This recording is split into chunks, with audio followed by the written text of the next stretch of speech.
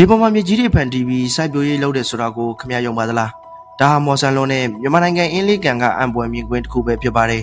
ဒါပေမဲ့ဒီလတရားတွေရဲ့နောက်ကွယ်မှာတော့နေ့စဉ်နဲ့အများရွှွန့်လွန်နေကြတဲ့မှာရုန်းကန်နေရတဲ့ဘဝတွေကရှိလို့နေပါတယ်ဒီကဒေသခံအင်းသားတွေဟာကုန်းမြေရှားပါတဲ့အတွက်ရေပေါ်မှာရှင်သန်နိုင်မဲ့နီလန်းတွေကိုရာစုနှစ်ပေါင်းများစွာကလေးကတည်ထွင်ခဲ့ကြပါတယ်သူတို့ဟာပေးတာပင်နေရေမော်ပင်တွေကိုစုစည်းပြီးရေအောက်ခြေအထိဘလုံးတွေစိုက်ကြကရေပေါ်ကျွန်းလေးတွေစိုက်ခင်းလေးတွေကိုဖန်တီးကြပါတယ်အဲ့ဒီပေါ်ကမှရေရောက်ချမ်းပြင်ကမျိုးစွာကျဲဝါးတဲ့ရွှွန့်နယ်တွေကိုတဏီကုံဓမ္မမဆယ်ယူပြီးတင်ပေးရပါတယ်ခန်းကျင်တီးတောင်သူကိုကျော်မျိုးအတွက်တော့ဒီအလောက်ကဘယ်တော့မှမလွယ်ကူခဲ့ပါဘူး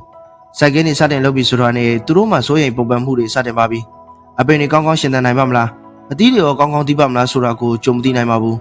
အပင်ပန်းခံပြီးစိုက်ပျိုးပြီးလို့အသီးတွေစုကူးချိန်ရောက်ရင်တော့မှဈေးကောင်းရဖို့ဆိုတာကတကယ်ကိုမသေးကြလာပါဘူးတခါတရံမှာခန်းကျင်တီးဈေးတွေထိုးကျသွားတဲ့အခါသူတို့မိသားစုရဲ့တနစ်စာမျှော်လင့်ချက်တွေအားလုံးဟာခြေစုံမျောကြရပါတယ်ဒါပေမဲ့သူတို့မှရွေးချယ်စရာမရှိခဲ့ပါဘူးနေ့စဉ်ဝန်ရဲ့အတွက်နောက်တစ်နေ့မှာတော့လေတစင်းနဲ့ရေပေါ်စိုက်ခင်းတွေစီကိုသွားပြီးပြန်ပြီးတော့အလုပ်လုပ်ရတာပါပဲဘလောက်ပဲပင်ပန်းပြီးအခက်အခဲတွေရှိနေပါစေအင်းသားတွေရဲ့ရင်ထဲမှာမပြောက်ပြတ်တဲ့အရာတစ်ခုရှိပါတယ်ဟုတ်ပါတယ်ဒါကတော့တရားတရားပဲဖြစ်ပါတယ်ဈေးကောင်းမရတဲ့ချိန်တွေမှာတောင်မှကိုကျော်မျိုးဟာသူစိုက်ပျိုးထားတဲ့အသီးနှံတွေထဲက